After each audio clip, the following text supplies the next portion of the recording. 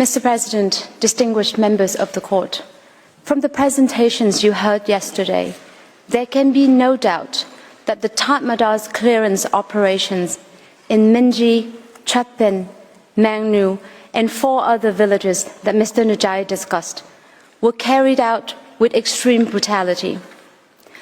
The UN fact-finding mission reported that a similar and strikingly similar modus operandi was employed in at least 54 other Rohingya villages, and it concluded that the extreme brutality with which these operations were carried out across northern Rakhine State was a compelling indicator of Myanmar's genocidal intent. In its words, genocidal intent was evident in the Tatmada's extreme brutality during its attacks on the Rohingya. The Court is now well aware of the underlying facts, so let us turn to the jurisprudence. It is beyond dispute that the brutality of an attack on a protected group constitutes evidence of genocidal intent. The Court itself recognized in Croatia versus Serbia that genocidal intent can be inferred from, quote, the scale and allegedly systematic nature of the attacks. The fact that those attacks are said to have caused casualties and damage far in excess of what was justified by military necessity.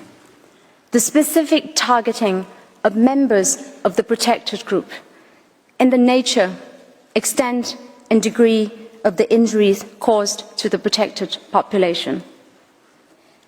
The ICTY and the ICTR have also found genocidal intent based on the brutality of an attack, not only through the attack scale and those targeted by it, but also because of the extent and the degree of injury which the attack caused to its victims. Each of these hallmarks of brutality evidencing genocidal intent is present in this case. Myanmar's clearance operation is large-scale and systematic. It caused civilian casualties and destruction far beyond any military necessity. They targeted the most vulnerable members of the Rohingya group, and they were deliberate and extreme in their cruelty. I begin with the scale and systematic nature of the crimes against the Rohingya. The ICTR trial chamber in the Nadine Dabahazi case explained that an attack on several thousand members of an ethnic group is itself indicative of the requisite intent to destroy that group in whole or in part. Similarly, the trial chamber found in the Akeyesu case that an attack on a massive scale indicated that the massacres were aimed at exterminating the group. Our case fits the description here. As Mr. Lowenstein explained yesterday, in 2 waves of the clearance operation, Myanmar mounted a systematic and large-scale attack against the Rohingya. The UN fact-finding mission concluded that while the exact number of casualties may never be known, the clearance operations that started on the 25th of August 2017 alone have directly resulted in more than 10,000 deaths, an estimate it considered to be conservative. The United States Department of State's report found that the attacks were extreme, large-scale, and widespread. 1 in 5 witnesses interviewed had seen a mass casualty event of killings or injuries with more than 100 victims. The Holocaust Memorial Museum also found that, quote, the Myanmar's army attacks against the Rohingya population were both widespread and systematic. I now turn to the second aspect of Myanmar's brutality, which evidences genocidal intent, casualties and destruction far beyond any military necessity. In Bosnia versus Serbia, the Court recalled the ICTY's findings that the executions in Srebrenica systematically targeted Bosnian Muslim men of military age regardless of whether they were civilians or soldiers, with no effort to distinguish between them. The ICTY treated this pattern of indiscriminate targeting as probative of the intent to destroy the Bosnian Muslims in Srebrenica, in whole or in part. This court accepted the same factor as an indicator that genocidal intent was present in the particular circumstances of Srebrenica. The Tatmadaw too systematically targeted civilians with no effort to distinguish between civilians and RSF fighters. You will recall this excerpt from the UN Fact-Finding Mission's 2018 report. There was not the least effort on their part, that is the Tatmadaw's part, to make any distinction between RSF fighters and civilians, or to specifically target a military objective or identify and repel an immediate threat. Everyone was a target, and no one was spared. Later today, Mr. Sulman will explain why Myanmar's clearance operations were not counter-terrorism operations. Myanmar consistently employed at least 4 methods of violence that reveal an intent to kill as many Rohingya civilians as possible. You already heard yesterday evidence of 3 of them: indiscriminate shootings, burnings to death, and targeted executions. There is ample evidence that these methods were repeated in multiple Rohingya villages, which will be included in the footnotes of the compte rendu. Mr. President, attacks on escape corridors is the 4th modus operandi consistently employed by the Tatmadaw. Even after forcing the Rohingya to the Bangladesh border, the Tatmadaw was not satisfied. They wanted the Rohingya dead. As the UN fact-finding mission determined, Tatmadaw soldiers shot at groups of Rohingya who were en route. At times, these attacks occurred in villages that were already burned, where fleeing Rohingya were seeking refuge on their journey. At other times, attacks took place in forested areas, or when Rohingya were forced into the open, for example, when crossing rivers. The Tatmadaw turned border crossing points with Bangladesh into killing fields, opening fire on enormous crowds of desperate Rohingyas. On one occasion, Myanmar Navy sank 4 boats full of refugees. A survivor recalled, "There were so many bodies and so much blood in the river. It looks like the river was bleeding." Where the Tatmadaw did not shoot fleeing civilians, it starved them. Along the Naf River bank, on the Myanmar side, soldiers cordoned off the Rohingya waiting to cross, denying them food and medical care and leaving them to die slowly from hunger and disease.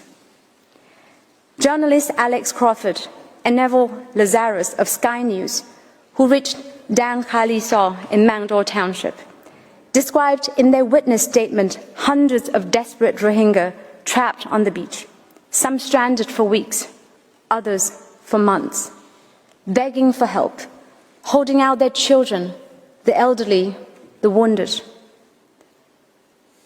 They learned that thousands more were pinned along that strip of sand. These methods of extreme brutality, which were repeatedly and consistently deployed by Myanmar, produced casualties far beyond any conceivable notion of military necessity. Taken together, they reveal a deliberate design to destroy the Rohingya as a group.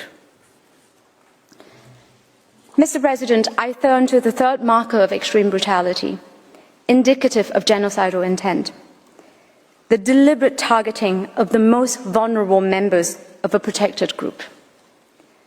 I am speaking here of the wholesale slaughter of children, pregnant women, as well as the elderly, people who posed no conceivable threat.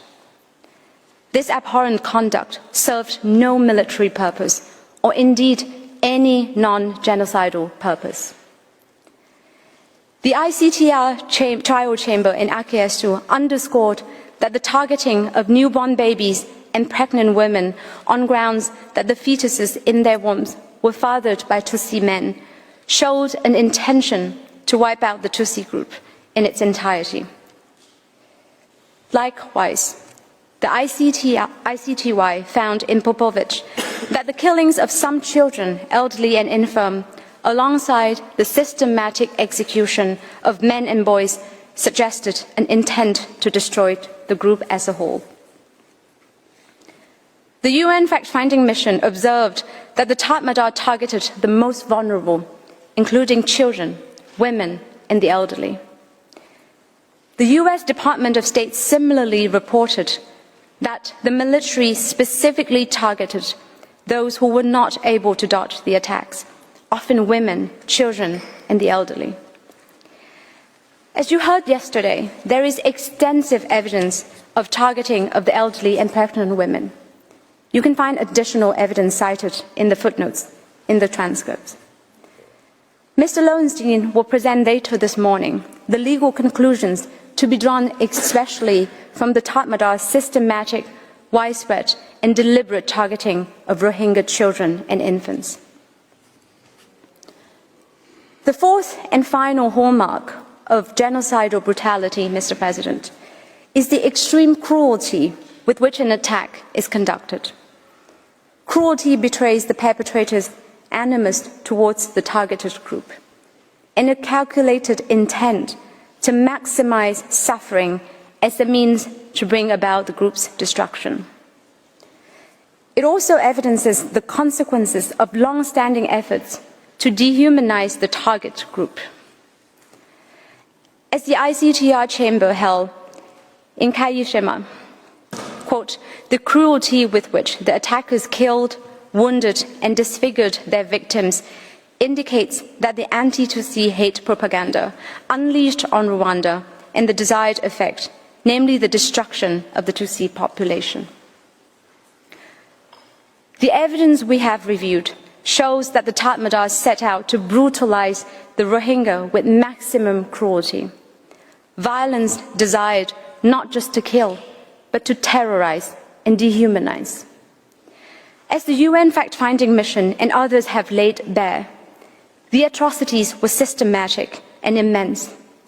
People burned alive, often locked inside their homes before the houses were torched. Bodies slashed and mutilated with knives. Victims doused with petrol and set on fire. And young children and babies stabbed, beaten, cut to death in front of their parents. These already brutal killings were often accompanied by mutilation and dismemberment. In Ketyopen, a witness recounted at least 20 bodies in a field, their flesh cut into pieces. A witness from Labadam, Butidang Township, described how the military cut the little children's bodies into pieces. Yet another survivor from Huntipien, Mountall Township, watched soldiers seize a young man, cut his ears and nose, and slice his body with knives. Still in Kwandin village, Butidang Township, girls were abducted, their breasts and genitals cut, and they were beheaded. Witnesses described intestine pulled out and displayed, limbs, hands, and feet severed, eyes gouged out, even from children, men castrated, tongues and testes cut off. Survivors also described hundreds of body parts hanging from trees and heads floating in the river like footballs. A witness from Mandor Township described the scene. I saw people without hands, with intestines pulled out, spread across the village. They shoot people. If they don't die, the military uses cobra knives to cut them. If the intestines don't come out, they pull them out. Mr. President, members of the court, extreme brutality of this scale and of this nature is not incidental to counterterrorism. It is the point. It tells you what the perpetrators intend to do, to destroy the Rohingya group as such.